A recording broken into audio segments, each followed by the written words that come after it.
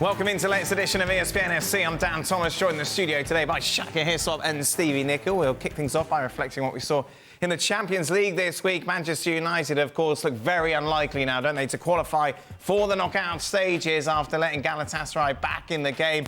3-1 up, but in the end it would finish 3-3. United fans not happy. And speaking of not happy, look at the state of Robbo. Robbo's in Barcelona at the moment. There he is, in the cold at midnight. What a treat. We'll be hearing from Stewart Robson in a moment. But Shaka, I've got to start with you because obviously Onana, the big talking point, those two errors. How do you explain them?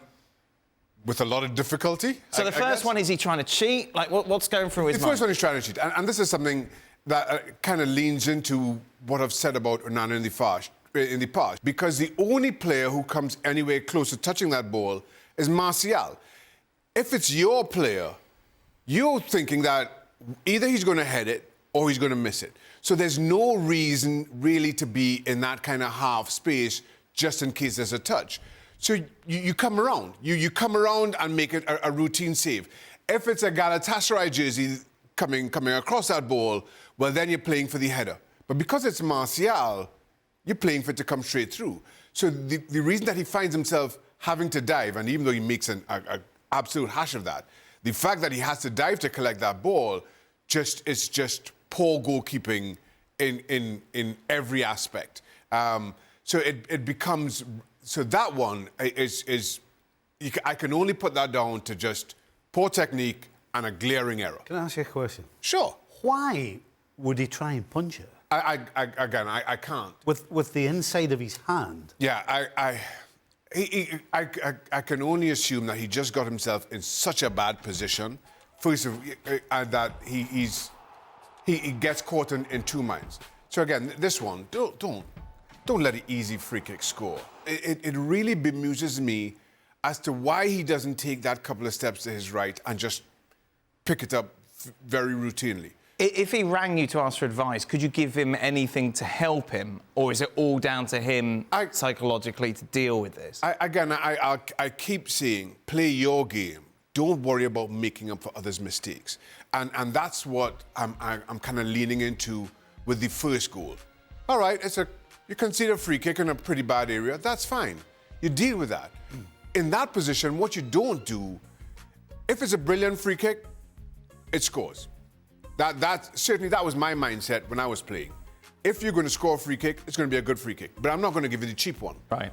And what he does there, I think, is in trying to make up for what was a poorly conceded free kick, finds himself cheating, looking for the big save, and then all of a sudden, the soft one just comes, not necessarily through the wall, it's more around the Manchester United wall. The two Galatasaray players peel off, and he goes looking for it and can't adjust. And that, for me, is about a mindset. Stop worrying about others. Just do what is straightforward and simple for you to do and deal with. These stats are so striking, of course, for Inter, almost completely different player, Stevie. If you're Ten Hag, is there anything you can do?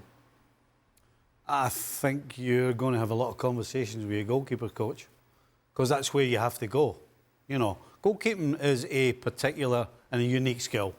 And I was a coach for a decade, and I didn't understand goalkeeping. I always went to my goalie coach. Right. So Ten Hag, 100%, is going to be having conversation with his goalkeeper coach, asking him, how is he? Where's his head? Is he going to get over this? How do we turn this around? All of those questions are going to be the goalie coach, and then when he's interacting with Onana, whilst he's number one and he's playing, you got to keep propping him up. You can't bash him. I always feel it's a different ballgame with a goalkeeper to an outfield player. You know, sometimes part of your armoury is to give somebody a mouthful. Right. To get them going. I don't believe you really can do that with a goalkeeper. And so, for me, it's got to be the goalie coach with the manager propping them up. For me, and of course I'm speculating here, but I couldn't help but get the feeling that when Onana arrived, Ten Hag says to him, listen, I'm lacking leadership defensively in the back there. And I need somebody who can come in, marshal that defence, take some responsibility, and be the leader that we need. But now, kind of, again, trying to do others' roles in the back there, he's found himself in a little bit of a spiral. So as a coach, how do you now say, remember what I told you back then? Never mind. Focus on you. You know, it's a really difficult conversation or position that Ten Hag is now in. That makes absolute sense, because there's one thing I don't think you can do as a coach. You can't manufacture things. Right, it's got to be organic. You've got to let the guy play and see how things are going, and then when he shows the leadership, then you prop him up by saying, hey, I love your leadership and all that stuff. But when you try and manufacture something, and that sounds as though, to me, that could be the problem. So now what you're doing is you're making the goalkeeper step out his comfort zone to try and do things that maybe he's not particularly good at. Robbo, how far down the line do we have to go before you start thinking about looking at another goalkeeper in January? Not too far, because a goalkeeper, once he loses his confidence, it's very difficult to get it back, as the guys have just said. You know, I've seen many a goalkeeper be excellent goalkeepers. They have a bad spell, and now he might have a 2 or 3 good games, but as soon as he makes another mistake, everybody's going to be onto him again, and his confidence goes to rock bottom again. So I don't think it's going to be too long before Erik ten Hag thinks, I might have to go and get a new goalkeeper, because this one isn't doing it for me at the moment, and he could cost me my job come the end of the season. Of course, there's a England international sitting on the bench at Arsenal at the moment who can't get a game. Are we having that conversation? I think we're close to. I think one of the issues here is Manchester United, by all accounts, don't have the money to go and spare another 50 million to go and splash on another goalkeeper. Does that mean that you have to sell Onana to make up some of that funding? I'm going to guess that Ramsdale doesn't cost as much as that. Well, you could get him on loan, couldn't you, I suppose? Well, no one's paying the same amount that they paid for Onana. But then it's a weird situation in that Raya is on loan. I think there was a 40 million purchase fee, so Ramsdale can't be... You wouldn't think Ramsdale is going to cost as much as Raya if Raya is ahead of Ramsdale for Arsenal. And then do Arsenal want to find themselves in a position where their starting goalkeeper is on loan, their signed goalkeeper is out on loan? I mean, it's... There is a free goalkeeper at the moment. You keep telling us about him, Dan. David De Gea. If only somebody had suggested it, hey. That's not happening. No, you can't go back. That's not happening. Onana, of course, was the negative. However, as Craig mentioned yesterday, there were quite a few positives, weren't there, from what we saw from Manchester United over the 90 minutes, maybe compared to what we've seen in the past, Robbo. Do you agree? Have we seen some improvement there? Certainly going forward, there was some good movement. I thought both wingers played well in different ways. Garnacho scored a very good goal. They created overloads all around the field. But there was another side to it. You can't be good at just one side of the game. And I was commentating on the game, and I couldn't believe how poor both sides were defensively. And I'm not talking about Harry Maguire and Lindelof. I'm talking about the whole team. The misunderstanding of Wan-Bissaka going in field at times with Zaha, and Angelino being able to make forward runs, and Anthony not seeing it until it was too late. The same with Shaw. Shaw's recovery runs at times was a jog. You can't do that when you're playing at the top level. There was players, one of the crosses that came into the box, nobody went out and closed the ball down. The cross came in. Manchester United didn't defend it well in the box.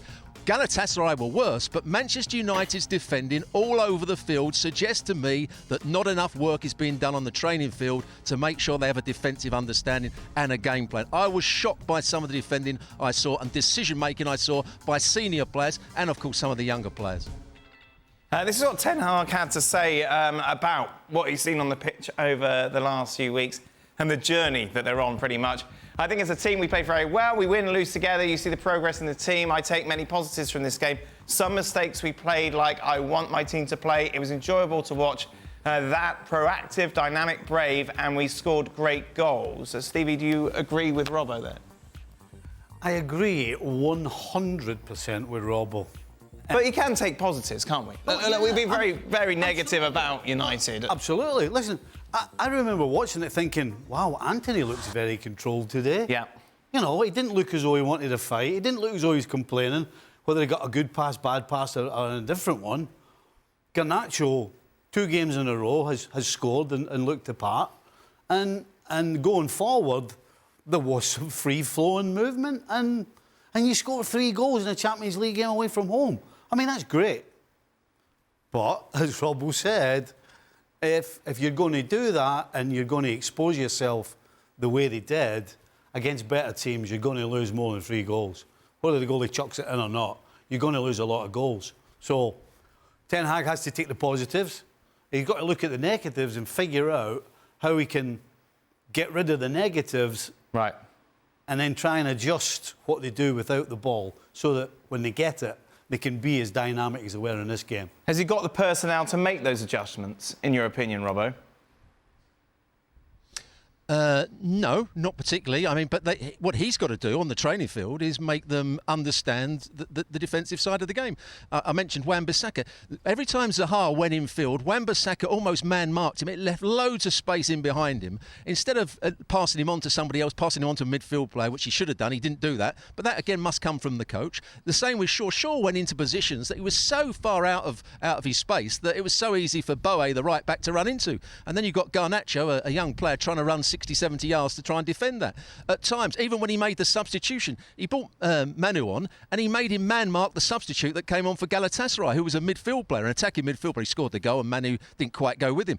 But that meant one of the centre-halves was doing nothing. So then Galatasaray controlled the midfield. There were so many things wrong that were outstanding for me that I could see that were happening that were wrong from Manchester United's point of view and Galatasaray's point of view when they didn't have the ball. I mean, you go right to the first few minutes of the game. Torreira, the first 2 corners that Galatasaray have, Torreira, the smallest player on the field, wins both balls at the near post. Where was the player in the near post space for Manchester United? There wasn't one. The goal, I've heard Shaka talk brilliantly about Onana, but the second one, Martial should be 5 yards nearer the ball, so that as it comes, he's heading it away and he's heading it down the pitch. He's not even marking the space, so the ball can be whipped into that space so easily. Those sort of things come from the coach, and he's got to do better on the training field to make sure his side are better defensively.